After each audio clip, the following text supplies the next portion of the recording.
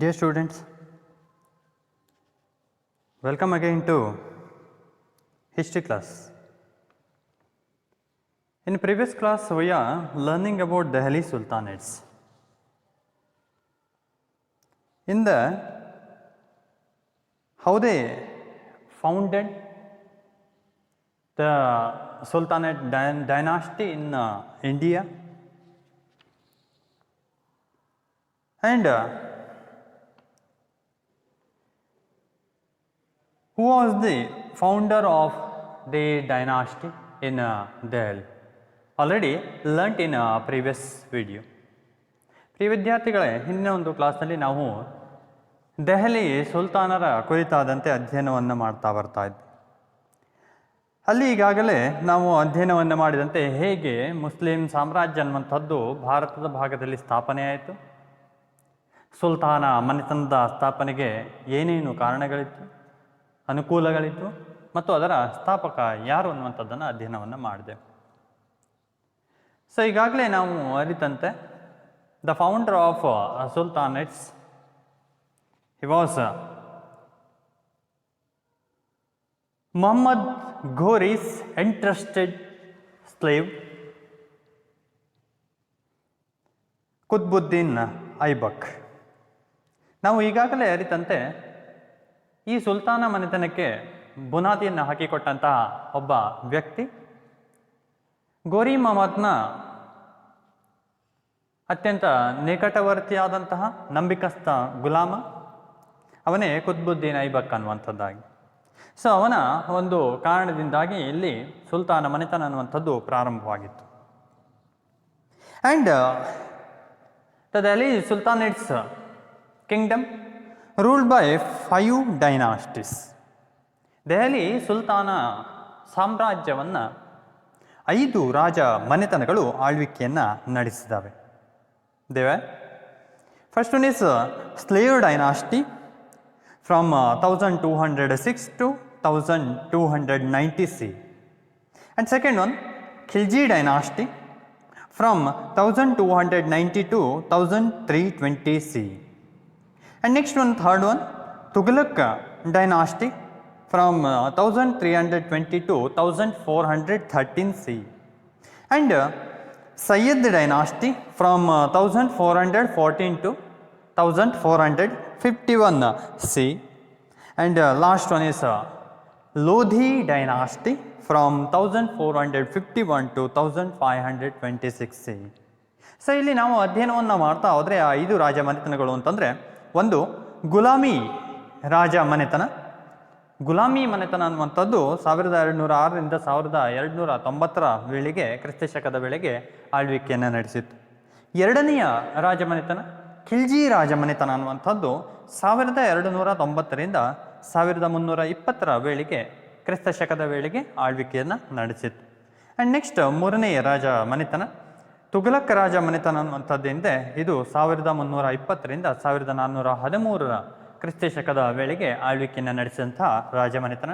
ನಾಲ್ಕನೇದಾಗಿ ಸಯ್ಯದ್ ರಾಜ ಮನೆತನ 1414ರಿಂದ 1451ರ ವೇಳೆಗೆ, ಕ್ರಿಸ್ತ ಶಕದ ವೇಳೆಗೆ ಆಳ್ವಿಕೆಯನ್ನು ನಡೆಸಿತ್ತು. ಮತ್ತು ಕೊನೆಯ ರಾಜ ಮನೆತನ ಲೋಧಿ ರಾಜ ಮನೆತನ 1451ರಿಂದ 1526ರ ವೇಳೆಗೆ, ಕ್ರಿಸ್ತ ಶಕದ ವೇಳೆಗೆ ಆಳ್ವಿಕೆಯನ್ನು ನಡೆಸಿದ್ದು. ಸೊ ಹೀಗೆ 5 ರಾಜ ಮನೆತನಗಳು ಈ ದೆಹಲಿ ಸುಲ್ತಾನ ರಾಜ ಮನೆತನವನ್ನು ಅಥವಾ ಸಾಮ್ರಾಜ್ಯವನ್ನು ಆಳಿದಂಥವು. ಸೊ ಇಲ್ಲಿ first of all slave dynasty. ಮೊದಲನೆಯದಾಗಿ ನಾವು ಅಧ್ಯಯನಕ್ಕೆ ಹೊರಟ್ರೆ 1206ರಿಂದ 1290ರವರೆಗೆ ಆಳಿದಂತಹ ಮೊದಲ ರಾಜ ಮನೆತನ ಗುಲಾಮಿ ರಾಜ ಮನೆತನದ ಕುರಿತಾದಂತೆ ಅಧ್ಯಯನವನ್ನು ಮಾಡ್ತಾ ಹೋದರೆ, ಇಂಪಾರ್ಟೆಂಟ್ ಸುಲ್ತಾನ್ಸ್ ಆಫ್ ಸ್ಲೇವ್ ಡೈನಾಸ್ಟಿ. ಈ ರಾಜ ಮನೆತನದ ಪ್ರಮುಖ ಸುಲ್ತಾನರುಗಳು ಅಂತಂದರೆ ದ ಫೌಂಡರ್ ಕುತ್ಬುದ್ದೀನ್ ಐಬಕ್. ನಮಗೆ ಈಗಾಗಲೇ ಗೊತ್ತಿದ್ದಂತಹದ್ದು ಕುತ್ಬುದ್ದೀನ್ ಐಬಕ್ ಅನ್ನುವಂಥವನು ಇದರ ಸ್ಥಾಪಕ ಅನ್ನುವಂಥದ್ದು.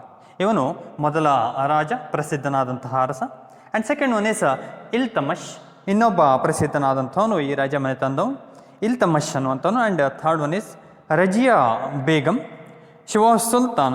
ಇವಳು ಮೊದಲ Muslim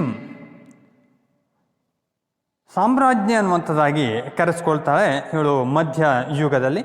she was the first Muslim women ruler of medieval India. ಮಧ್ಯ ಭಾರತದ ಇತಿಹಾಸದ ಮೊದಲ ಮಹಿಳಾ ಸಾಮ್ರಾಜ್ಞಿ ಅಥವಾ ರಾಣಿ ಅನ್ನುವಂಥದ್ದಾಗಿ ಕರೆಸ್ಕೊಳ್ತಾಳೆ. ಅವಳೇ ರಜಿಯಾ ಬೇಗಂ ಅನ್ನುವಂಥವಳು. ಆ್ಯಂಡ್ ನೆಕ್ಸ್ಟ್ ಮಿಸ್ ಬಲ್ಬನ್, ಇನ್ನೊಬ್ಬ ಪ್ರಸಿದ್ಧ ಅಂತಹ ಗುಲಾಮಿ ರಾಜಮನೆತನದ ಅರಸ ಬಲ್ಬನ್ ಅನ್ನುವಂಥವನು. ಆ್ಯಂಡ್ ಅನದರ್ ಒನ್ ಕೈಕೂಬಾದ್, ಇನ್ನೊಬ್ಬ ಪ್ರಸಿದ್ಧವಾದಂಥ ಅರಸ ಅಂತಂದರೆ ಕೈಕೂಬಾದ್ ಅನ್ನುವಂಥ ಅರಸರುಗಳು ಆಳ್ವಿಕೆಯನ್ನು ನಡೆಸಿದ್ದಾರೆ. So next another dynasty, Khilji dynasty. Khilji ರಾಜ ಮನೆತನ ಅನ್ನುವಂಥದ್ದು ಎರಡನೆಯದಾಗಿ ಆಳ್ವಿಕೆಯನ್ನು ನಡೆಸಿದಂತಹ ರಾಜ ಮನೆತನ. ಫ್ರಮ್ 1290 to 1320 1290ರಿಂದ 1320 ವೇಳೆಗೆ ಆಳ್ವಿಕೆಯನ್ನು ನಡೆಸಿತ್ತು ಖಿಲ್ಜಿ ರಾಜ ಮನೆತನ ಅನ್ನುವಂಥದ್ದು. ಸೊ ಇಲ್ಲಿ ನಾವು ಅಧ್ಯಯನಕ್ಕೆ ಹೊರಟ್ರೆ Khilji, the term Khilji it's in Turkish language. ಇದು ಟರ್ಕಿ ಭಾಷೆಯಲ್ಲಿರುವಂತಹದ್ದು ಖಿಲ್ಜಿ ಅನ್ನುವಂಥ ಒಂದು ಪದ. So it means swordsman. ಇದರ ಅರ್ಥ ಏನಪ್ಪ ಅಂತಂದರೆ ಖಡ್ಗಧಾರಿ ಮನುಷ್ಯ ಅನ್ನುವಂಥ ಅರ್ಥವನ್ನು ಹೊಂದಿದಂಥದ್ದು. ಅಂದರೆ ಖಡ್ಗಧಾರಿ ಮನುಷ್ಯ ಅನ್ನುವಂಥದ್ದು ಈ ಟರ್ಕಿ ಭಾಷೆಯಲ್ಲಿ ಖಿಲ್ಜಿ ಅನ್ನುವಂಥ ಒಂದು ಶಬ್ದದ ಅರ್ಥವಾಗಿದೆ. ಸೊ ಏನೇ ಆಗಿರಲಿ, ಖಿಲ್ಜಿ ರಾಜಮನೆತನ ಅನ್ನುವಂಥದ್ದು ಎರಡನೆಯ ರಾಜಮನೆತನ. And the founder of this dynasty, ಈ ರಾಜಮನೆತನದ ಸ್ಥಾಪಕ ಅಂತಂದರೆ ಜಲಾಲುದ್ದೀನ್ ಖಿಲ್ಜಿ.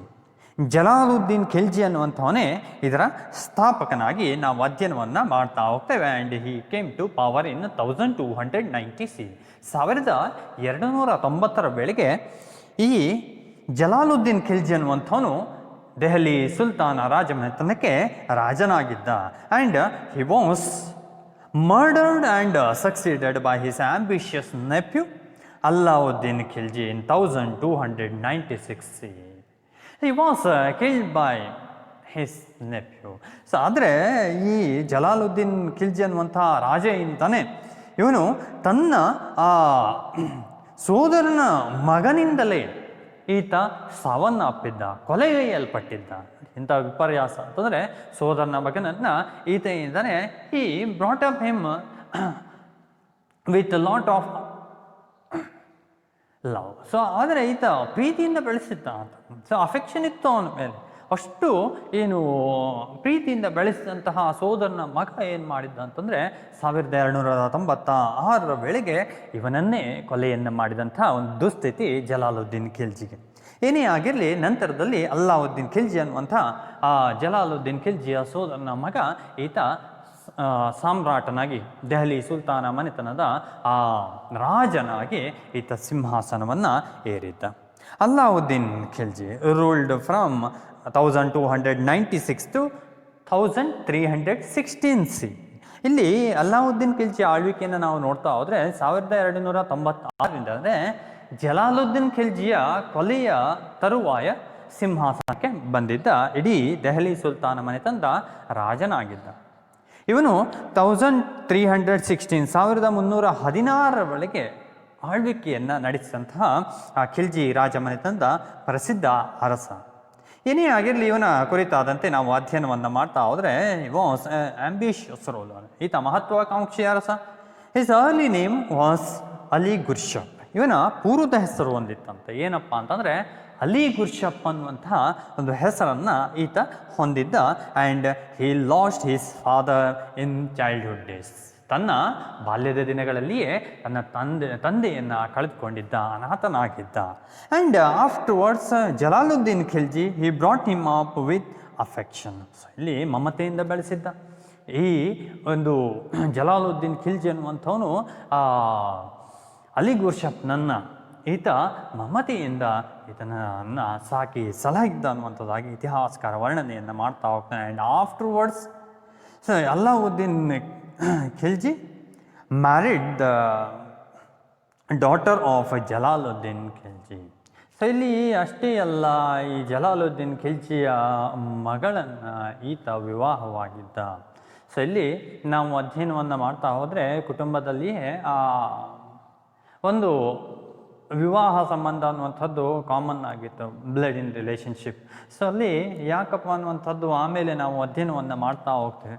ಇಲ್ಲಿ ಒಂದು ಅಂತಂದರೆ ಆಸ್ತಿಯ ಸಲುವಾಗಿ ರಕ್ತಪಾವಿತ್ರತೆ ಅನ್ನುವಂತಹ ಒಂದು ಕಲ್ಪನೆಯ ಕಾರಣದಿಂದಾಗಿ ಈ ರೀತಿಯಾದಂತಹ ಒಂದು ಸಂಬಂಧಗಳು ಅನ್ನುವಂಥದ್ದು ರಾಜಮನೆತನಗಳಲ್ಲಿ ಕಾಮನ್ ಆಗಿತ್ತು. ಸೊ ಇಲ್ಲಿ ಯಾವುದೇ ರೀತಿಯಾದಂತಹ ಒಂದು ಆಸ್ತಿ ಅನ್ನುವಂಥದ್ದೇನಿದೆ, ರಾಜ ಕುಟುಂಬದ ಆಸ್ತಿ ಹೊರಗಡೆ ಹೋಗಬಾರ್ದು ಅನ್ನುವಂಥದ್ದು ಇದರ ಉದ್ದೇಶ ಅನ್ನುವಂಥದ್ದಾಗಿ ಇಲ್ಲಿ ಆಮೇಲೆ ವರ್ಣನೆಯನ್ನು ಮಾಡ್ತಾನೆ ಇತಿಹಾಸಕಾರ. ಏನೇ ಆಗಿರಲಿ, ಈ ಜಲಾಲುದ್ದೀನ್ ಖಿಲ್ಜಿಯ ಮಗಳನ್ನೇ ಅಲ್ಲಾವುದ್ದೀನ್ ಖಿಲ್ಜಿ ವಿವಾಹವಾಗಿದ್ದ. And Jalaluddin appointed as a governor of Kara province by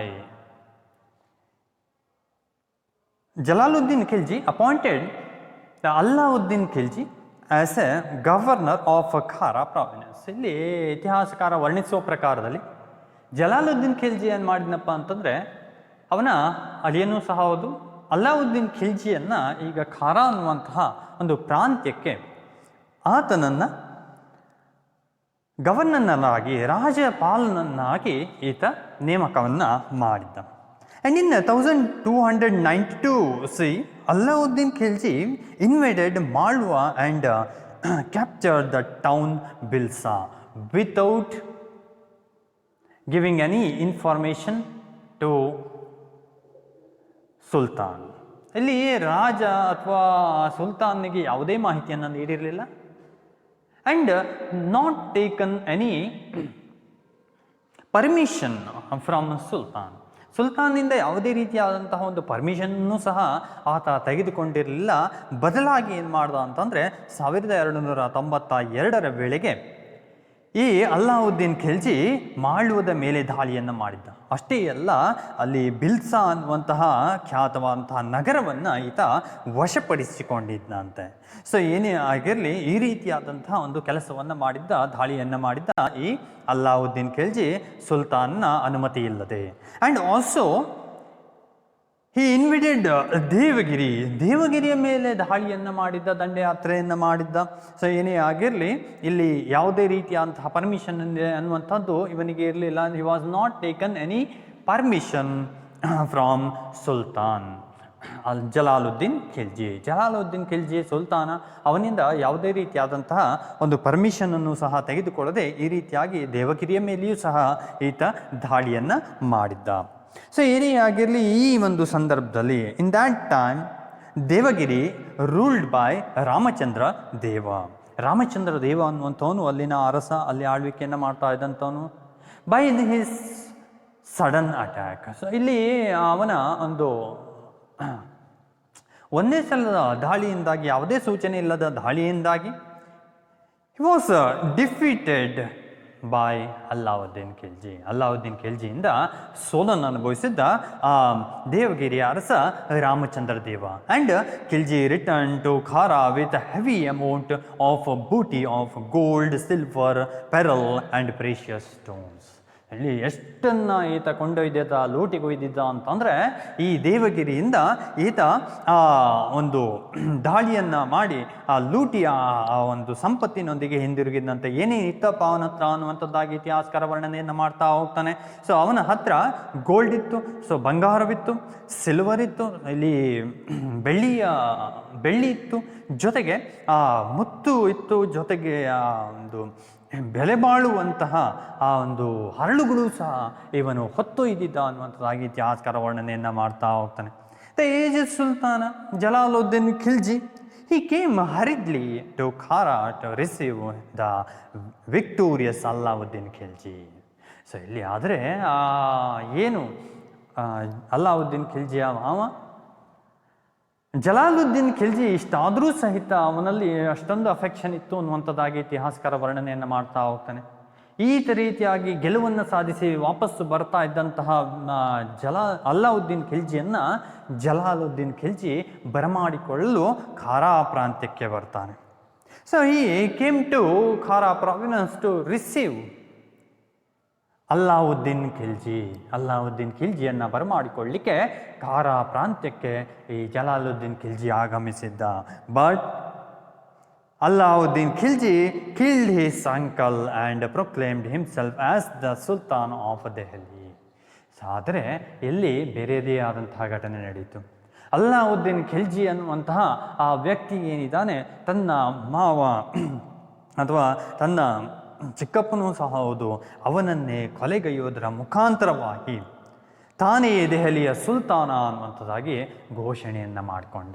ಅಂತೂ 1296 ವೇಳೆಗೆ ಈ ಜಲಾಲುದ್ದೀನ್ ಖಿಲ್ಜಿ ಅನ್ನುವಂತಹ ಅರಸ ಅಲ್ಲಾವುದ್ದೀನ್ ಖಿಲ್ಜಿಯಿಂದಾಗಿ ಸಾವನ್ನಪ್ಪಿದ್ದ.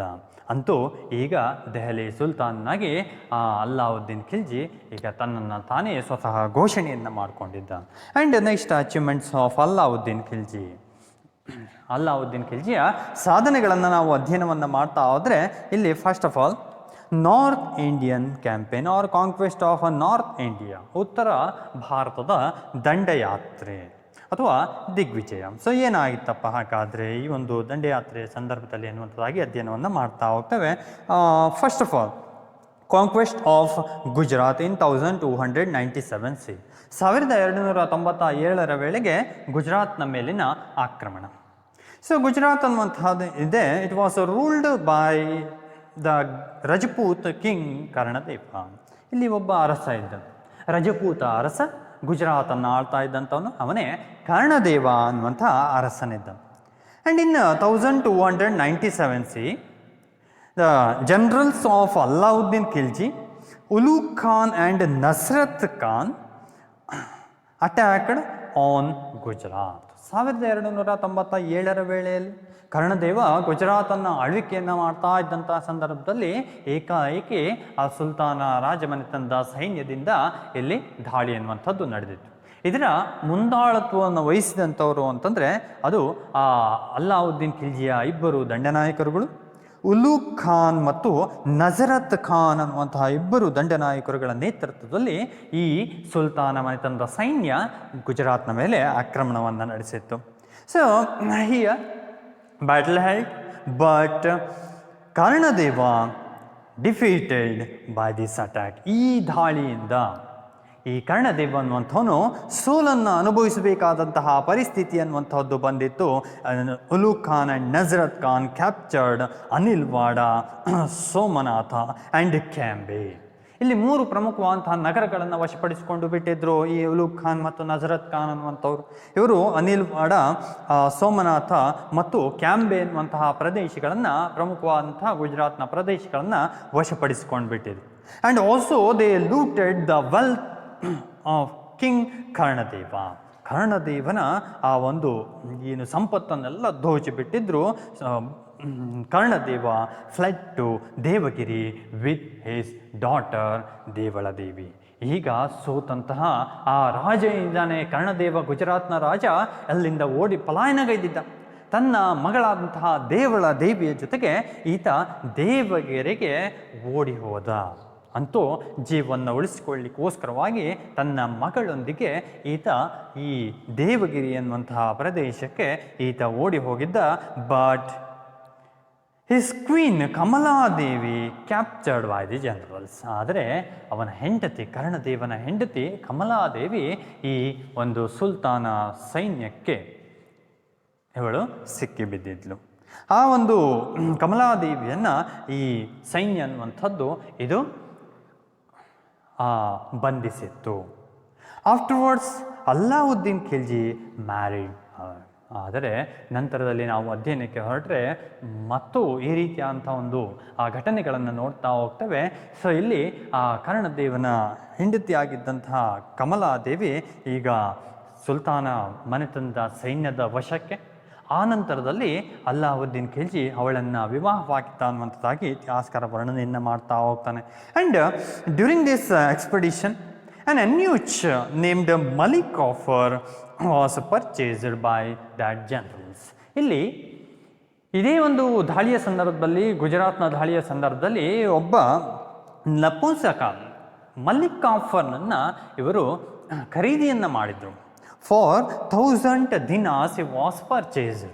ಸೊ ಇಲ್ಲಿ 1000 ದಿನಾರ್ಗಳಿಗೆ ಮಲಿಕ್ ಕಾಫರ್ ಅನ್ನುವಂತಹ ಒಬ್ಬ ನಪುಂಸಕರನ್ನು ಖರೀದಿಯನ್ನು ಮಾಡಿದ್ದಂತೆ ಈ ಒಂದು ಸೈನ್ಯ ಅನ್ನುವಂತಹದ್ದು. So for Malik Kafur called as or popular as 1000 Dinari. So ಅದಕ್ಕೋಸ್ಕರವಾಗಿ 1000 ದಿನಾರ್ಗಳಿಗೆ ಅವನನ್ನು ಖರೀದಿ ಮಾಡಿದ ಕಾರಣಕ್ಕೋಸ್ಕರವಾಗಿ ಅವನು 1000 ದಿನಾರಿ ಎನ್ನುವಂಥದ್ದಾಗಿಯೂ ಸಹ ಪ್ರಸಿದ್ಧಿಯಾಗಿದ್ದಾನೆ ಈ ಒಂದು ಸುಲ್ತಾನ ಮನೆತನದ ಇತಿಹಾಸದಲ್ಲಿ. ಸೊ ಏನೇ ಆಗಿರಲಿ, ಆ ಒಂದು ಗುಜರಾತ್ನ ಮೇಲಿನ ಆಕ್ರಮಣ ಅನ್ನುವಂಥದ್ದು ಹೆಚ್ಚಿನ ಸಂಪತ್ತನ್ನು ಮತ್ತು ವಿಜಯವನ್ನು ತಂದುಕೊಟ್ಟಿತ್ತು ಸುಲ್ತಾನ ಸೈನ್ಯಕ್ಕೆ. And next one another conquest of Ranthambore in 1301 C. ಕ್ರಿಸ್ತಶಕ 1301 ವೇಳೆಗೆ ನಡೆದಂತಹ ರಣತಂಬೋರ್ ಮೇಲಿನ ಆಕ್ರಮಣ. ಸೊ ಇಲ್ಲಿ ನಾವು ಅಧ್ಯಯನವನ್ನು ಮಾಡ್ತಾ ಹೋದರೆ ರಾಜ ಹಮೀರ್ ದೇವ ವಾಸ್ ದ ರೂಲರ್ ಆಫ್ ರಣತಂಬೋರ್. ರಣತಂಬೋರ್ನ ಅರಸ ಯಾರಪ್ಪ ಅಂತಂದರೆ ಅವನು ರಾಜ ಹಮೀರ್ ದೇವ ಅನ್ನುವಂಥ ಒಬ್ಬ ಅರಸನಾಗಿದ್ದ. ಸೊ ಇಲ್ಲಿ ಒಂದು ಕಾರಣವನ್ನು ಹೇಳ್ತಾ ಹೋಗ್ತಾನೆ. ಏನಪ್ಪ ಅಂತಂದರೆ ರೀಸನ್ ಫಾರ್ ದಿಸ್ ಅಟ್ಯಾಕ್, ಈ ಒಂದು ದಾಳಿ ಅನ್ನುವಂಥದ್ದು ನಡೀಲಿಕ್ಕೆ ಒಂದು ಕಾರಣ ಅಂತಂದರೆ ಈ was given shelter to some neo Muslims are against to Delhi sultanates. Delhi ಸುಲ್ತಾನರ ವಿರುದ್ಧ. ಸೊ ಅಲ್ಲಿಯೂ ಸಹ ಅಲ್ಲಾವುದ್ದೀನ್ ಖಿಲ್ಜಿಯ ವಿರೋಧಿಗಳಾದಂತಹ ನವ ಮುಸ್ಲಿಮರಿಗೆ ಈ ರಾಜ ಹಮೀರ್ ದೇವ್ ಅನ್ನುವಂತಹ ರಣತಂಬೋರ್ನ ಅರಸ ಈತ ಏನು ಮಾಡಿದ್ದ ಅಂತಂದರೆ ಅವರಿಗೆ ಆಶ್ರಯವನ್ನು ನೀಡಿದ್ದ ಅನ್ನುವಂಥದ್ದು ಒಂದು ಕಾರಣವಾದರೆ, ಇನ್ನೂ ಕೆಲವೊಂದು ಒಂದು ಮೊದಲನೇದಾಗಿ ನಿಯೋ ಮುಸ್ಲಿಮ್ಸ್ ಅಂದರೆ ಯಾರಪ್ಪ ಅನ್ನುವಂಥದ್ದಾಗಿ ನಾವು ಅಧ್ಯಯನವನ್ನು ಮಾಡಲಿಕ್ಕೆ ಹೊರಟ್ರೆ a group of Mongols they had been allowed to settle near Delhi after embracing Islam by Jalaluddin Khilji. So when Jalaluddin Khilji was ruling, in that time he was given a shelter to the Mongolian group who was embraced Islam. ಇಸ್ಲಾಮನ್ನು ಸ್ವೀಕರಣೆ ಮಾಡಿದಂತಹ ಅಥವಾ ಮತಾಂತರಗೊಂಡಂತಹ ಒಂದು Mongol ಗುಂಪು ಏನಿದೆ, Mongol ಜನರ ಗುಂಪು, ಆ ಮಂಗೋಲರ ಗುಂಪಿಗೆ ದೆಹಲಿಯ ಹತ್ತಿರ ನೆಲೆಸಲಿಕ್ಕೆ ಈ ಜಲಾಲುದ್ದೀನ್ ಖಿಲ್ಜಿ ಅನ್ನುವಂಥವನು ಆಶ್ರಯವನ್ನು ನೀಡಿದ್ದ ಅಥವಾ ಪರ್ಮಿಷನನ್ನು ನೀಡಿದ್ದ. So they were called as neo Muslims. ಅವರು ಎಂದರೆ ನವ ಮುಸ್ಲಿಮರು ಅಂತೇಳಿ ಕರೆಸ್ಕೊಳ್ತಾರೆ. They are also against Allauddin Khilji. They also in the hatched conspiracy against Allauddin Khilji. Alauddin ಖಿಲ್ಜಿಯ ವಿರುದ್ಧವಂತಹ ಸಂಚಿನಲ್ಲಿ ಇವರ ಕೈವಾಡ ಬಿತ್ತು ಅಥವಾ ಇವರ ಸಪೋರ್ಟ್ ಇತ್ತು ಅನ್ನುವಂಥ ಕಾರಣಕ್ಕೋಸ್ಕರವಾಗಿ ಅಲ್ಲಾವುದ್ದೀನ್ ಖಿಲ್ಜಿ ಇವರ ವಿರೋಧವಾಗಿದ್ದು. But they were fail to their goal. So ಅಲ್ಲಿ ಅವರ ಗುರಿಯಲ್ಲಿ ಅವರು ಸೋಲನ್ನು ಅನುಭವಿಸಿದ್ರು. ಅಂದರೆ ಅಲ್ಲಾವುದ್ದೀನ್ ಖಿಲ್ಜಿಯ ವಿರುದ್ಧದ ಸಂಚಲ್ಲಿ ಇವರು ಸೋಲನ್ನು ಅನುಭವಿಸಿದ್ರು. Hence Allauddin Khilji massacred 30,000 neo Muslims near Delhi. ದೆಹಲಿಯ ಹತ್ತಿರ 30,000 ನವ ಮುಸ್ಲಿಮರು ಅಂತೇಳಿ ನೀವು ಕರೆಸಿಕೊಳ್ಳುವಂಥ ಆ ಮಂಗೋಲ್ ಗುಂಪು ಏನಿದೆ ಅದನ್ನು ಸಂಪೂರ್ಣವಾಗಿ ಆತ ನಾಶವನ್ನು ಸಹ 30,000 ಒಂದು ಜನರನ್ನು ಯಾವುದೇ ರೀತಿಯಾದಂತಹ ಕರುಣೆ ಇಲ್ಲದೆ ಆತ ಕೊಲೆಯನ್ನು ಗೈದಿದ್ದ. ಸೊ ಇಲ್ಲಿ ರಣತಂಬೋರ್ನ ಮೇಲೆ ದಾಳಿಯನ್ನು ಮಾಡಲಿಕ್ಕೆ ಇದೊಂದು ಕಾರಣ ಅನ್ನುವಂಥದ್ದಾಗಿ ಇತಿಹಾಸಕಾರ ವರ್ಣನೆಯನ್ನು ಮಾಡ್ತಾ ಹೋಗ್ತಾರೆ. ಅಷ್ಟೇ ಅಲ್ಲ, ಇಲ್ಲಿ ಈ ಒಂದು ದಾಳಿಯನ್ನು ಮಾಡುವಂತಹ ಸಂದರ್ಭವನ್ನು ನಾವು ಅಧ್ಯಯನವನ್ನು ಮಾಡ್ತಾ ಹೋದರೆ ರಾಜ ಹಮೀರ್ ದೇವ ಆ ನವ ಮುಸ್ಲಿಮರಿಗೆ ಏನು ದಾಳಿಯನ್ನು ಮಾಡಲಿಕ್ಕೆ ಆಸ್ಪದವನ್ನು ಮಾಡಿಕೊಟ್ಟ ಅನ್ನುವಂಥ ಮಾತುಗಳನ್ನು ಇತಿಹಾಸಕಾರ ವರ್ಣನೆಯನ್ನು ಮಾಡ್ತಾ ಹೋಗ್ತಾನೆ. Here also Ulugh Khan and Nusrat Khan invaded Ranthambore. ರಣತಂಬೋರ್ನ ಮೇಲೆ ದಾಳಿಯನ್ನು ಮಾಡಿದಂಥವರು ಈ ನಜರತ್ ಖಾನ್ ಮತ್ತು ಉಲೂಗ್ ಖಾನ್ ಅನ್ನುವಂಥ ಇಬ್ಬರು ದಂಡನಾಯಕರುಗಳು. And Ranthambore was captured after a siege of 11 months.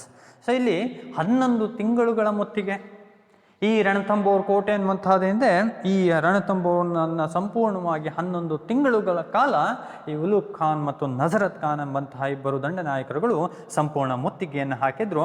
After 11 months they got victory. So fully it was captured by generals. ಇಲ್ಲಿ ಕೊನೆಗೂ 11 ತಿಂಗಳ ತರುವಾಯದಲ್ಲಿ ಸಂಪೂರ್ಣವಾದಂತಹ ರಣತಂಬೋರ್ ಅನ್ನುವಂಥದ್ದು ಇವರ ವಶಕ್ಕೆ ಬಂದಿತ್ತು. ಹಮೀರ್ ದೇವ last his life in this battle. ಈ ಒಂದು ದಾಳಿಯಲ್ಲಿ ಈ ಒಂದು 11 ತಿಂಗಳ ಹೋರಾಟವೇನಿದೆ ಕೊನೆಗೂ ಸಹ ಕೊನೆಯಲ್ಲಿ ರಾಜ ಹಮೀರ್ ದೇವ ಅನ್ನುವಂಥವನೇ ಇದ್ದಾನೆ, ಈತ ಸಾವನ್ನಪ್ಪಿದ್ದ, ತನ್ನ ಜೀವವನ್ನು ಕಳೆದುಕೊಂಡಿದ್ದ. ಅಂತೂ finally Ranthambore captured by Delhi sultanates army. So Delhi ಸುಲ್ತಾನ ಸೈನ್ಯ ಅನ್ನುವಂಥದ್ದು ಸಂಪೂರ್ಣವಾಗಿ ರಣತಂಬೋರನ್ನು ತನ್ನ ವಶಕ್ಕೆ ತೆಗೆದುಕೊಂಡಿತ್ತು ಅನ್ನುವಂಥ ಮಾತುಗಳನ್ನು ಇತಿಹಾಸಕಾರ ವರ್ಣನೆಯನ್ನು ಮಾಡ್ತಾ ಹೋಗ್ತಾರೆ. ಆ್ಯಂಡ್ ನೆಕ್ಸ್ಟ್ ಕಾಂಕ್ವೆಸ್ಟ್, ಮತ್ತೊಂದು ಪ್ರಮುಖವಾದಂತಹ ಯುದ್ಧ ಅಂತಂದರೆ conquest of Mewar or Chittor in 1303 C. ಇಲ್ಲಿ 1303 ಕ್ರಿಸ್ತ ಶಕದ ವೇಳೆಯಲ್ಲಿ ಮತ್ತೊಂದು ದಾಳಿ ನಡೀತು. ಅದು ಮೇವಾರ್ ಅಥವಾ ಚಿತ್ತೋರ್ನ ಮೇಲಿನ ದಾಳಿ. ಸೊ ಇಲ್ಲಿ ಇತಿಹಾಸಕಾರ ವರ್ಣನೆಯನ್ನು ಮಾಡುವ ಪ್ರಕಾರದಲ್ಲಿ the Sisodians of Mewar they enjoyed great respect among the Rajputs. ರಜಪೂತರಲ್ಲಿ ಅತ್ಯಂತ ಪ್ರಸಿದ್ಧವಾದಂತಹ ರಾಜಮನೆತನ ಅದು ಮೇವಾರದ ಸಿಸೋಡಿಯನ್ನರು ಅನ್ನುವಂತಹ ರಾಜಮನೆತನ. ಅತ್ಯಂತ ಶ್ರೇಷ್ಠ ಅಂಥೇಳಿ ಕರೆಸಿಕೊಳ್ಳುವಂತಹ ಅಪಾರ ಗೌರವವನ್ನು ಹೊಂದಿದಂತಹ ರಾಜಮನೆತನ ಮೇವಾಡದ ಸಿಸೋಡಿಯನ್ನರು ಅನ್ನುವಂಥದ್ದಾಗಿ ಇತಿಹಾಸಕಾರ ಮಾಹಿತಿಯನ್ನು ನೀಡ್ತಾ ಹೋಗ್ತಾನೆ. And the Chittor fort also famous as not conquerable or ಅನ್ಕಾಂಕ್ವರೇಬಲ್.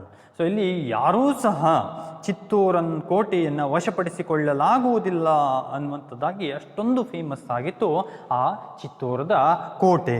And tradition mentions that the immediate cause of Alauddin Khilji's attack was his desire to carry away Padmini, the beautiful wife of Rana Ratan Singh. ಇಲ್ಲಿ ಒಂದು ಪ್ರಮುಖವಾದಂಥ ವಿಷಯವನ್ನು ಇತಿಹಾಸಕಾರ ವರ್ಣನೆಯನ್ನು ಮಾಡ್ತಾ ಹೋಗ್ತಾನೆ. ಅಲ್ಲಿನ ಪರಂಪರೆಗಳು ಹೇಳುವ ಪ್ರಕಾರದಲ್ಲಿ ಇಲ್ಲಿನ ರಾಜ ಯಾರಪ್ಪ ಅಂತಂದರೆ ಈ ಒಂದು ಮೇವಾರದ ರಾಜ ರಾಣಾ ರತನ್ ಸಿಂಗ್ ಅನ್ನುವಂಥವನು ಇಲ್ಲಿನ ರಾಜ. The ruler of Mewar was Rana Ratan Singh. His wife, Queen Rani Padmini, she was beautiful. ಇಲ್ಲಿನ ಆ ಪರಂಪರೆಯ ಆ ಒಂದು ಪ್ರಕಾರದಲ್ಲಿ ರಾಣಿ ಪದ್ಮಿನಿ ಅನ್ನುವಂಥವಳು ರಾಣಾ ರತನ್ ಸಿಂಗ್ನ ಪತ್ನಿ. ಇವಳು ಅತ್ಯಂತ ಸುಂದರಿಯಾಗಿದ್ಲು.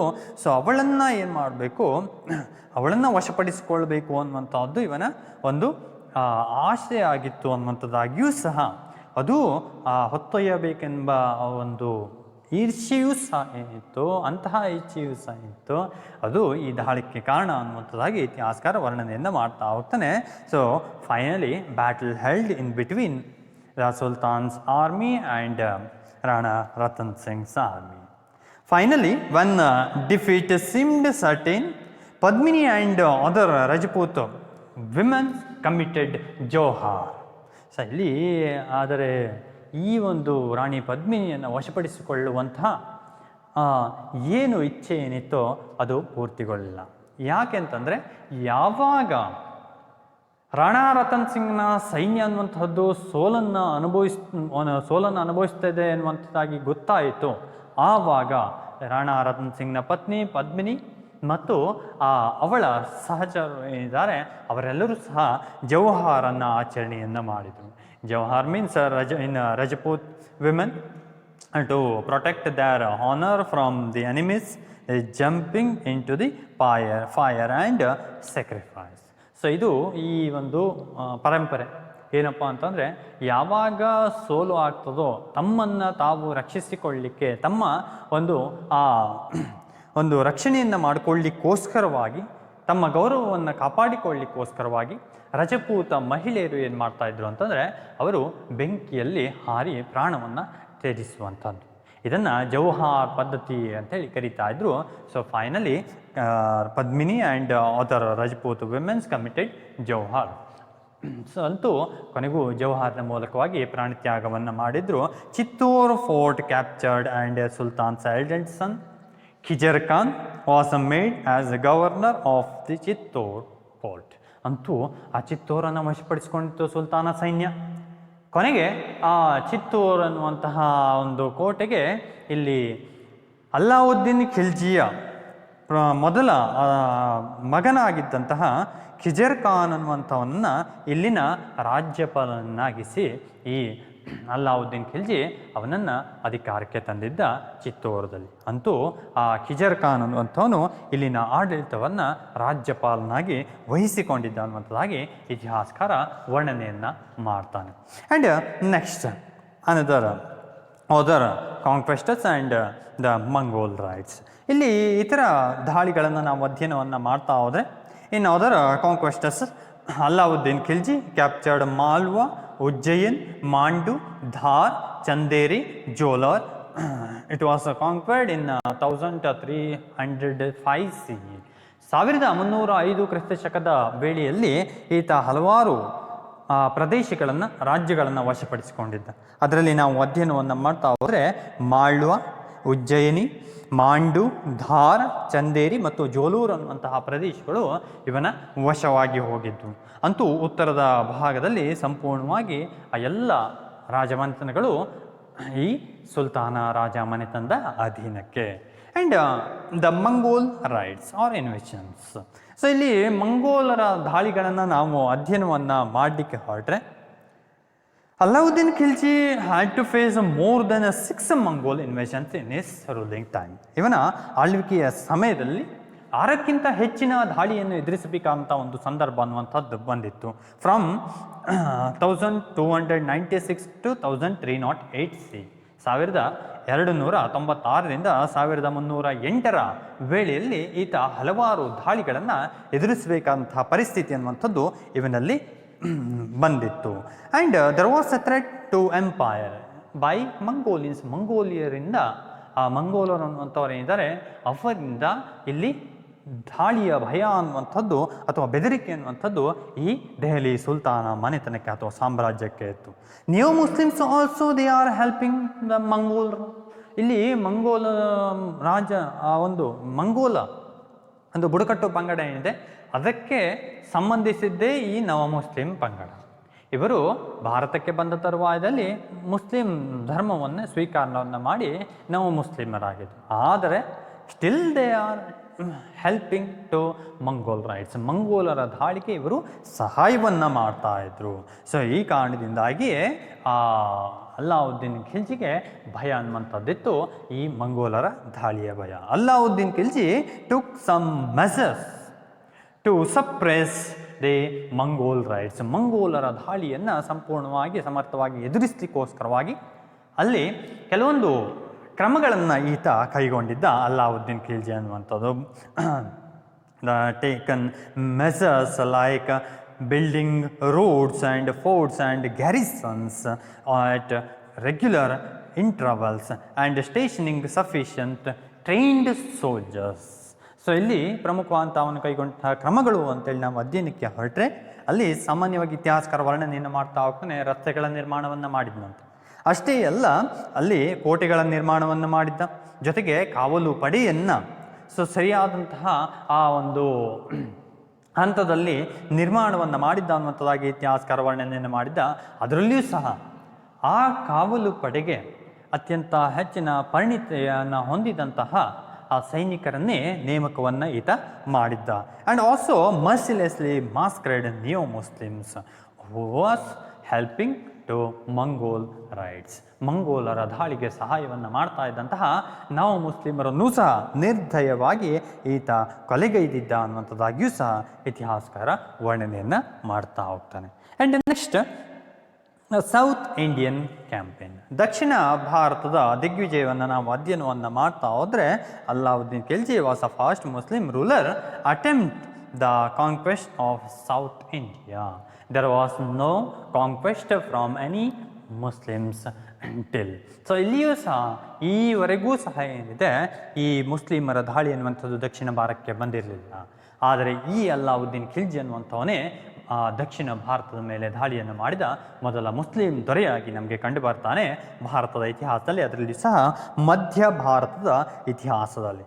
ಈ deputed his able general Malik Kafur for South Indian campaign. So ಈಗಾಗಲೇ ನಮಗೆ ಗೊತ್ತಿದೆ, he was purchased for 1000 dinars in Gujarat conquest. ಆ ಗುಜರಾತ್ನ ದಾಳಿಯ ಸಂದರ್ಭದಲ್ಲಿ ಈತನನ್ನು ಖರೀದಿ ಮಾಡಲಾಗಿತ್ತು 1000 ದಿನಾರ್ಗಳಿಗೆ, ಹಜಾರ್ ದಿನಾರಿ ಅನ್ನುವಂಥದ್ದಾಗಿಯೂ ಸಹ ಇವನನ್ನು ಕರೆಯಲಾಗ್ತದೆ. ಅಂತಹ ಆ ಮಲ್ಲಿಕಾಫರ್ನನ್ನು ಇಲ್ಲಿ ದಕ್ಷಿಣದ ದಂಡಯಾತ್ರೆಯ ಮುಖ್ಯಸ್ಥನನ್ನಾಗಿ, ಸೈನ್ಯದ ಮುಖಂಡನನ್ನಾಗಿಸಿ ಈತ ದಕ್ಷಿಣಕ್ಕೆ ಕಳುಹಿಸಿಕೊಟ್ಟಿದ್ದ ಅಲ್ಲಾವುದ್ದೀನ್ ಖಿಲ್ಜಿ ಅನ್ನುವಂತಹ ಸುಲ್ತಾನ.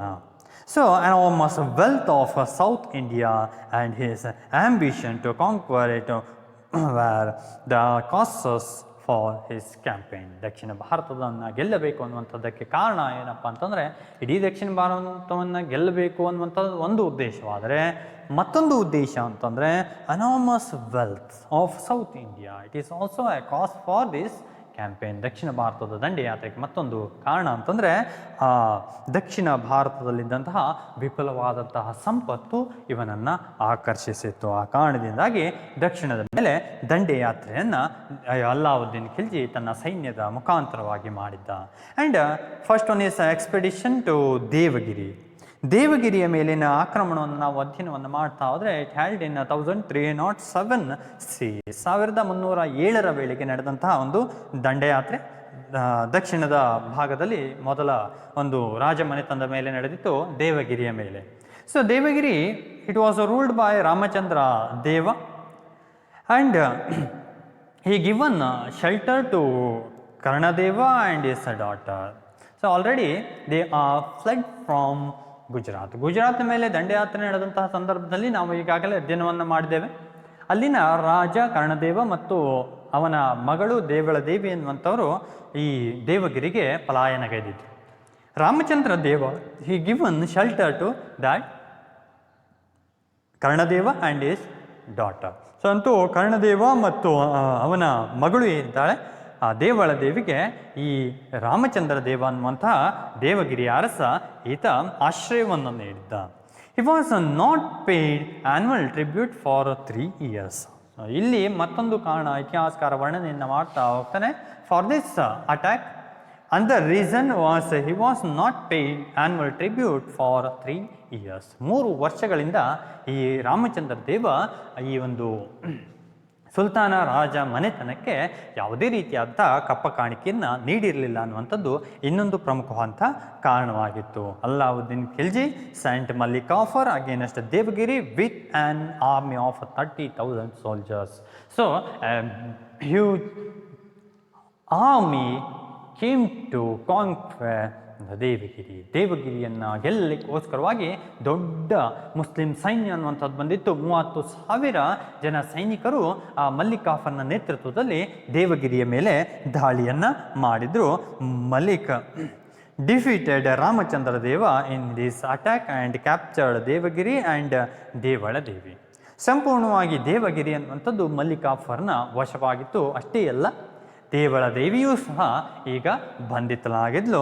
And afterwards Allauddin Khilji's elder son Khizr Khan married that Devala Devi. Devala ದೇವಿಯನ್ನು ಅಥವಾ ಕರ್ಣದೇವನ ಆ ಮಗಳನ್ನು ಈ ಅಲ್ಲಾವುದ್ದೀನ್ ಖಿಲ್ಜಿಯ ಪ್ರಥಮ ಮಗನಾಗಿದ್ದಂತಹ ಅಥವಾ ಹಿರಿಯ ಮಗನಾಗಿದ್ದಂತಹ ಒಂದು ಏನು ಚಿತ್ತೋರ್ ಅಥವಾ ಮೇವಾರ ಆ ಭಾಗದ ರಾಜ್ಯಪಾಲನಾಗಿದ್ದಂತಹ ಆ ಖಿಜರ್ ಖಾನ್ ಅನ್ನುವಂಥವನು ಅವಳನ್ನು ವಿವಾಹವಾಗಿದ್ದ ಅನ್ನುವಂಥದ್ದಾಗಿ ಇತಿಹಾಸಕಾರ ನಮಗೆ ಮಾಹಿತಿಯನ್ನು ನೀಡ್ತಾ ಹೋಗ್ತಾನೆ. And Ramachandra Deva agree to pay annual tribute.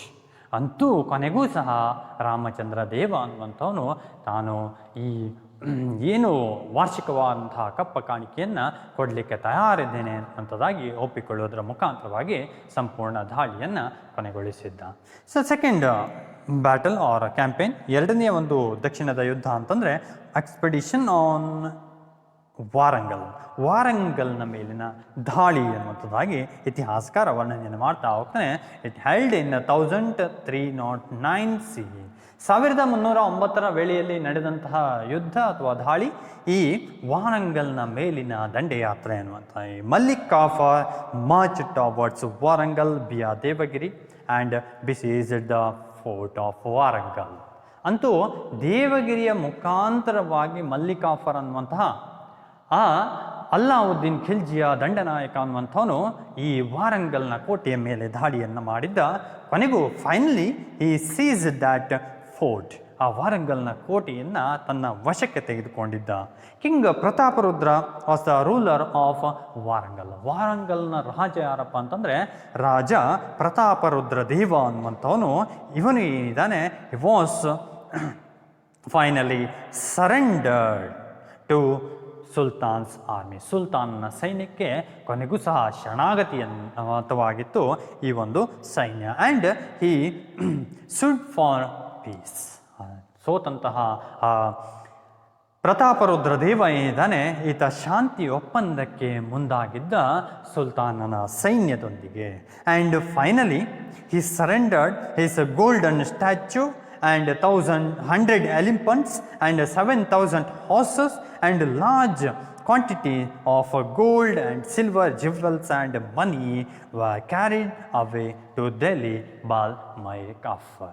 ಅಂತೂ ಆ ಮಲಿಕ್ ಕಾಫರ್ನ ಆ ಒಂದು ಸೈನ್ಯಕ್ಕೆ ತನ್ನ ಒಂದು ಬಂಗಾರದ ಪ್ರತಿಮೆಯನ್ನು ಜೊತೆಗೆ 100 ಆನೆಗಳನ್ನು 7,000 ಕುದುರೆಗಳನ್ನು ಜೊತೆಗೆ ಅತ್ಯಂತ ಹೆಚ್ಚಿನ ಮೊತ್ತದ ಬಂಗಾರ ಬೆಳ್ಳಿ ಆಭರಣಗಳನ್ನು ಮತ್ತು ಹಣವನ್ನು ನೀಡುವುದರ ಮುಖಾಂತರವಾಗಿ ಈತ ಶಾಂತಿ ಒಪ್ಪಂದವನ್ನು ಮಾಡಿಕೊಂಡಿದ್ದ. Finally it was carried to Delhi by Malik Kafur ಅನ್ನುವಂಥವನು ಇವಿಷ್ಟು ಸಂಪತ್ತನ್ನು ದೆಹಲಿಗೆ ಹೊತ್ತೊಯ್ದಿದ್ದ ಅನ್ನುವಂಥದ್ದಾಗಿ ಇತಿಹಾಸಕಾರ ವರ್ಣನೆಯನ್ನು ಮಾಡ್ತಾ ಇರ್ತಾನೆ. Here Amir Khusrau, a famous traveler, he says that Malik Kafur proceeded to Delhi with booty on 1,000 camels growing under the weight of treasure. So ಇಲ್ಲಿ ಇತಿಹಾಸಕಾರ ವರ್ಣನೆಯನ್ನು ಮಾಡ್ತಾ ಹೋಗ್ತಾನೆ. ಒಬ್ಬ ಪ್ರಸಿದ್ಧನಾದಂತಹ ಯಾತ್ರಿಕ ಅಮೀರ್ ಖುಸ್ರು ಅನ್ನುವಂಥವನು ಇದರ ಕುರಿತಂತೆ ವರ್ಣನೆಯನ್ನು ಮಾಡ್ತಾ ಹೋಗಿದ್ದಾನಂತೆ. ಏನಪ್ಪ ಅಂತಂದರೆ, ಈ ಒಂದು ಮಲಿಕ್ ಕಾಫರ್ ಏನು ಹೊತ್ತೊಯ್ದಿದ್ನೋ ಕೊಳ್ಳೆ ಹೊಡೆದ ಸಂಪತ್ತನ್ನು ಆ 1000 ಒಂಟೆಗಳ ಮೇಲೆ ದೆಹಲಿಗೆ ಸಾಗಿಸಿದ್ನಂತೆ Malik copper.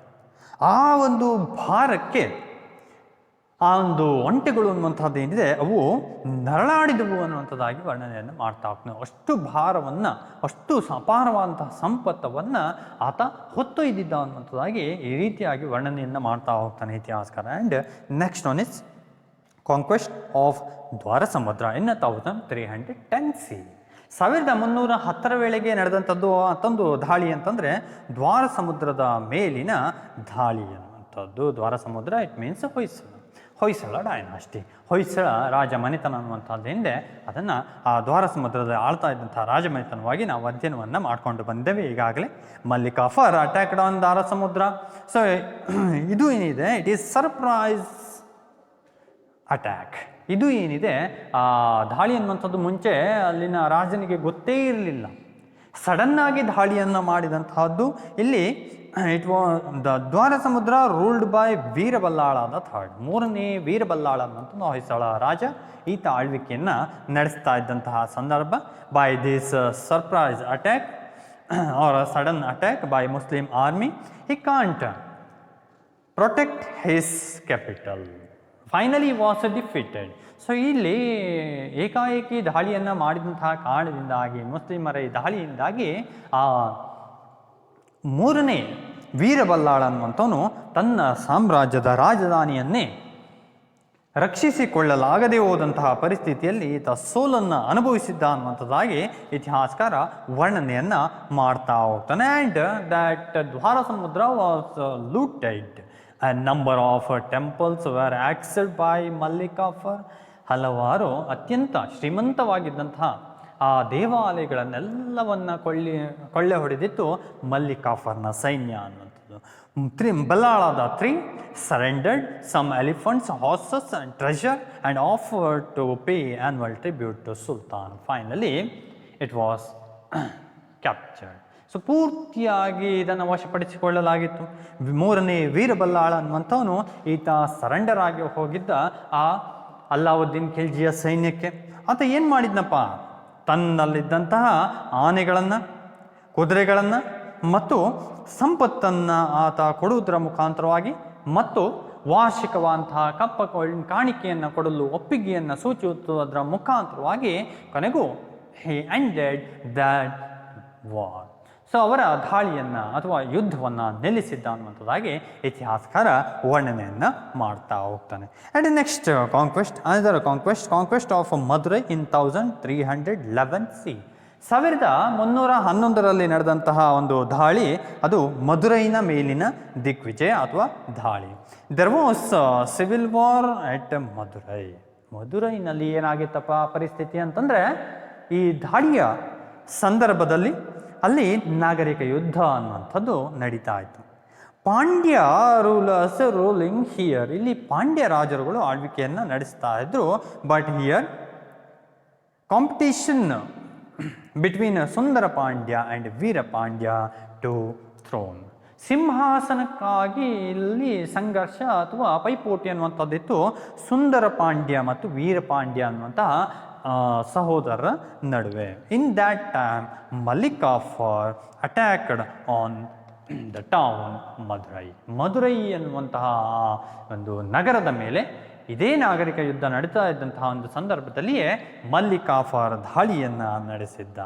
And he plundered the important towns and temples on the way of Pandyas Kingdom. Pandya ರಾಜರು ಒಂದು ರಾಜ್ಯಕ್ಕೆ ಬರುವಂತಹ ಆ ದಾರಿಯಲ್ಲೆಲ್ಲ ಸಿಕ್ಕಂತಹ ನಗರಗಳನ್ನು, ದೇವಾಲಯಗಳನ್ನು, ಕೊಳ್ಳಿಯನ್ನು ಹೊಡೆದಿದ್ದ ಈ ಮಧುರೈನ ಬರುವಂತಹ ದಾರಿಯಲ್ಲಿ ಈ ಮಲ್ಲಿಕಾಫರ್ ಅನ್ನುವಂತಹ ದಾಳಿಕೋರ ಏನೇ ಆಗಿರಲಿ, ಈ reached as far as Rameswaram. And also he destroyed a great temple in Rameshwaram and built a mosque on there. So ಅಲ್ಲಿ ಏನು ಮಾಡಿದ್ನಪ್ಪ, ಸಂಪೂರ್ಣವಾಗಿ ಮಧುರೈಯನ್ನು ಕೊಳ್ಳೆಯನ್ನು ಹೊಡೆದ, ಅಲ್ಲಿನ ಸಂಪತ್ತನ್ನೆಲ್ಲ ಲೂಟಿ ಮಾಡ್ದ. ಅಷ್ಟೇ ಎಲ್ಲ ಮುಂದುವರೆದ ಆತ. ಎಲ್ಲಿವರೆಗಪ್ಪ ಅಂತಂದರೆ ರಾಮೇಶ್ವರಂನವರೆಗೂ ಸಹ ಈತ ದಾಳಿಯನ್ನು ಮಾಡಿದ್ದ. ಮತ್ತು ಅಲ್ಲಿ ಒಂದು ದೇವಾಲಯವನ್ನು ಸಹ, ಪ್ರಸಿದ್ಧವಾದಂತಹ ದೇವಾಲಯವನ್ನು ಸಹ ಏನು ಮಾಡಿದ ಈತ ಕೆಡವಿ ಅದೇ ಜಾಗದಲ್ಲಿ ಮಸೀದಿಯನ್ನು ನಿರ್ಮಾಣವನ್ನು ಮಾಡಿದ್ದ ಈ ಮಲ್ಲಿಕಾಫರ್ ಅನ್ನುವಂತಹ ದಂಡನಾಯಕ. ಅಲ್ಲಾವುದ್ದೀನ್ ಖಿಲ್ಜಿಯ ದಂಡನಾಯಕ ಈ ರೀತಿಯಾಗಿ ದಕ್ಷಿಣ ಭಾರತದ ಮೇಲೆಲ್ಲ ಸಂಪೂರ್ಣ ವಿಜಯವನ್ನು ಸಾಧಿಸಿದ್ದ. He came back to Delhi in 1311 CE with rich spoils or wealth. So ಇಲ್ಲಿ ಅತ್ಯಂತ ಸಂಪತ್ತನ್ನು, ಹೇರಳವಾದಂಥ ಸಂಪತ್ತನ್ನು ಹೊತ್ತುಕೊಂಡು 1311 ವೇಳೆಗೆ ಈತ ದೆಹಲಿಯನ್ನು ತಲುಪಿದ್ದ ಅನ್ನುವಂಥದ್ದಾಗಿ ಇತಿಹಾಸಕಾರ ವರ್ಣನೆಯನ್ನು ಮಾಡ್ತಾ ಹೋಗ್ತಾನೆ.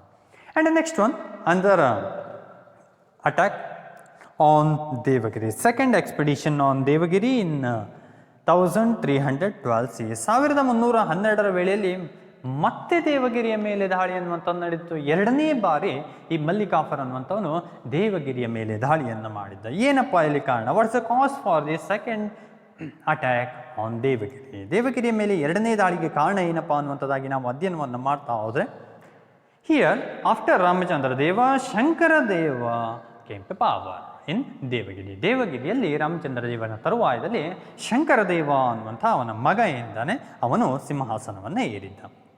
And he was not given or paid annual tribute to Delhi Sultanates and tried to become independent.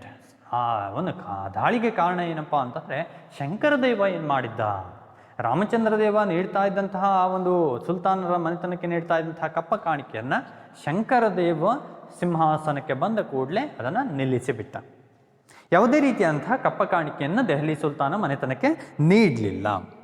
ಅಷ್ಟೇ ಅಲ್ಲ, ತಾನು ಸ್ವತಂತ್ರನಾಗುವಂತಹ ಪ್ರಯತ್ನವನ್ನು ಮಾಡಿದ್ದ.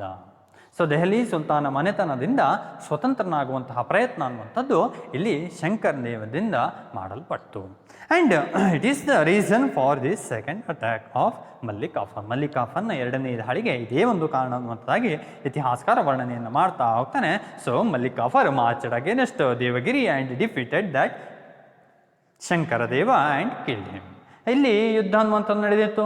ಮಲ್ಲಿಕಾಫರ್ ದಾಳಿಯನ್ನು ಮಾಡ್ದ, ಶಂಕರದೇವ ಹೋರಾಟವನ್ನು ಮಾಡ್ದ ಮಲ್ಲಿಕಾಫರ್ನ ವಿರುದ್ಧವಾಗಿ. ಆದರೆ ಮಲ್ಲಿಕಾಫರ್ ಸಾವನ್ನಪ್ಪಿದ್ದ. ಮಲ್ಲಿಕಾಫರಿಂದನೇ ಶಂಕರದೇವನನ್ನು ಇಲ್ಲಿ ಕೊಲೆಗೈದಿದ್ದ. ಶಂಕರದೇವ ಸಾವನ್ನು ಅಪ್ಪಿದ್ದ ಈ ಯುದ್ಧದಲ್ಲಿ. Finally Devagiri was annex to Delhi empire. Delhi ಸಾಮ್ರಾಜ್ಯಕ್ಕೆ ಇಲ್ಲಿ ಶಂಕರದೇವನ ಮರಣದ ತರುವಾಯದಲ್ಲಿ ಸಂಪೂರ್ಣವಾಗಿ ಸಾಮ್ರಾಜ್ಯಕ್ಕೆ ಈ ದೇವಗಿರಿಯನ್ನು ವಿಲೀನಗೊಳಿಸಲಾಯಿತು. ಅಂತೂ ಇದ್ದಾವೆ the South Indian campaign also completed by Alauddin Khilji's great general Malik Kafur. ದಕ್ಷಿಣದ ದಂಡಯಾತ್ರೆ ಸಹ ಅಲ್ಲಾವುದ್ದೀನ್ ಖಿಲ್ಜಿಯ ಆ ಸೇನಾ ದಂಡನಾಯಕನಾದಂತಹ ಮಲ್ಲಿಕಾಫರ್ನಿಂದಾಗಿ ಸಂಪೂರ್ಣಗೊಂಡಿತ್ತು ಅನ್ನುವಂಥದ್ದಾಗಿ ಇತಿಹಾಸಕಾರ ವರ್ಣನೆಯನ್ನು ಮಾಡ್ತಾ ಹೋಗ್ತಾನೆ. And Allauddin Khilji's empire's boundary. So ಇಲ್ಲಿ ಎಷ್ಟು ವಿಸ್ತಾರವಾದಂತಹ ಸಾಮ್ರಾಜ್ಯವನ್ನು ಈತ ಸ್ಥಾಪಿಸಿದ್ದ ಅನ್ನುವಂಥದ್ದನ್ನು ಇತಿಹಾಸಕಾರ ವರ್ಣನೆಯನ್ನು ಮಾಡ್ತಾ ಹೋಗ್ತಾನೆ. ಎಕ್ಸ್ಟೆಂಟ್ ಆಫ್ ಎಂಪೈರ್, ಸಾಮ್ರಾಜ್ಯದ ವಿಸ್ತಾರವನ್ನು ನಾವು ನೋಡ್ತಾ ಹೋದರೆ ಫ್ರಮ್ ಲಾಹೋರ್ ಟು, ಇಲ್ಲಿ Lahore in the north to Madurai in the south, ಉತ್ತರದಲ್ಲಿ ಲಾಹೋರ್ನಿಂದ ಹಿಡಿದು ದಕ್ಷಿಣದಲ್ಲಿ ಮಧುರೈನವರೆಗೆ, ಇನ್ನು east Bengal to Gujarat in the west, ಇಲ್ಲಿ ಪೂರ್ವದಲ್ಲಿ ಬಂಗಾಳದಿಂದ ಹಿಡಿದು ಪಶ್ಚಿಮದಲ್ಲಿ ಗುಜರಾತ್ನವರೆಗೆ ಇವನ ಸಾಮ್ರಾಜ್ಯ ಅನ್ನುವಂಥದ್ದು ಹರಡಿತ್ತು ಅನ್ನುವಂಥದ್ದಾಗಿ ಇತಿಹಾಸಕಾರ ವರ್ಣನೆಯನ್ನು ಮಾಡ್ತಾ ಹೋಗ್ತಾನೆ. ಸೊ ಅಷ್ಟು ದೊಡ್ಡದಾದಂತಹ ಒಂದು ಸಾಮ್ರಾಜ್ಯದ ಸ್ಥಾಪನೆಯನ್ನು ಈತ ಮಾಡಿದ್ದ ಅನ್ನುವಂಥದ್ದಾಗಿ ಇತಿಹಾಸಕಾರ ವರ್ಣನೆಯನ್ನು ಮಾಡ್ತಾ ಹೋಗ್ತಾನೆ. ಇನ್ನು 1312 Alauddin become the master of the whole India. ಇಡೀ 1312 ವೇಳೆಯಲ್ಲಿ ನಾವು ಅಧ್ಯಯನಕ್ಕೆ ಹೊರಟ್ರೆ ಇಡೀ ಭಾರತವನ್ನು ಈತ ತನ್ನ ವಶಪಡಿಸಿಕೊಂಡಿದ್ದ ಸಂಪೂರ್ಣ ಭಾರತದ ಅಧಿಪತಿಯಾಗಿ ಈ ದೆಹಲಿ ಸುಲ್ತಾನ ಅಲಾವುದ್ದೀನ್ ಖಿಲ್ಜಿ ಹೊರಹೊಮ್ಮಿದ್ದ. ಅಷ್ಟೇ ಅಲ್ಲ, he had an ambition to conquer the whole world like ಅಲೆಕ್ಸಾಂಡರ್ನಂತೆ ತಾನೂ ಸಹ ವಿಶ್ವವನ್ನೇ ಗೆಲ್ಲಬೇಕು ಅನ್ನುವಂತಹ ಮಹತ್ವಾಕಾಂಕ್ಷೆಯನ್ನು ಹೊಂದಿದ್ದ. But he had to satisfy in conquering the entire India. So ಬರೀ ಭಾರತವನ್ನಷ್ಟೇ ಗೆಲ್ಲಲಿಕ್ಕೆ ಇವನ ಹತ್ರ ಶಕ್ತವಾಗಿತ್ತು. Even then he issued the coins with the title Sikandar. Sikandar means Alexander the second. So ಇಲ್ಲಿ ಅಲೆಕ್ಸಾಂಡರ್ನಂತೆ ಅನ್ನುವಂಥದ್ದಾಗಿ ನಾವು ಏನು ಅಧ್ಯಯನವನ್ನು ಮಾಡ್ತಾ ಹೋಗ್ತೇವೋ ಅದಕ್ಕೆ ಒಂದು ಪುರಾವೆಯನ್ನು ಇತಿಹಾಸಕಾರ ನೀಡ್ತಾ ಹೋಗ್ತಾನೆ. ಏನಪ್ಪ ಅಂತಂದರೆ, ಸಿಕಂದರ್ ಅನ್ನುವಂತಹ ಬಿರುದಿನೊಂದಿಗೆ ಈತ ನಾಣ್ಯವನ್ನು ಹೊರಡಿಸಿದಂತೆ ಅಲಾವುದ್ದೀನ್ ಖಿಲ್ಜಿ ಅನ್ನುವಂತಹ ಅರಸ. ಅಂದರೆ ಎರಡನೇ ಅಲೆಕ್ಸಾಂಡರ್ ಅನ್ನುವಂತಹ ಅರ್ಥವನ್ನು ಹೊಂದಿದಂಥದ್ದು. ಸಿಕಂದರ್ ಅನ್ನುವಂತಹ ಆ ಬಿರುದಿನೊಂದಿಗೆ ಆತ ನಾಣ್ಯವನ್ನು ಸಹ ಹೊರಡಿಸಿದ್ದ ತನ್ನ ಸಾಮ್ರಾಜ್ಯದಲ್ಲಿ ಅನ್ನುವಂಥದ್ದಾಗಿ ಇತಿಹಾಸಕಾರ ವರ್ಣನೆಯನ್ನು ಮಾಡ್ತಾ ಹೋಗ್ತಾನೆ. ಸೊ ಏನೇ ಆಗಿರಲಿ, ಅಂತೂ ಈ ಉತ್ತರ ಮತ್ತು ದಕ್ಷಿಣದ ದಂಡಿ ಯಾತ್ರೆಯಲ್ಲಿ ಸಂಪೂರ್ಣವಾದಂತಹ ವಿಜಯ ಈ Alauddin ಖಿಲ್ಜಿಯದಾಗಿತ್ತು. So in next class we are learning about reforms of Alauddin Khilji. Thank you.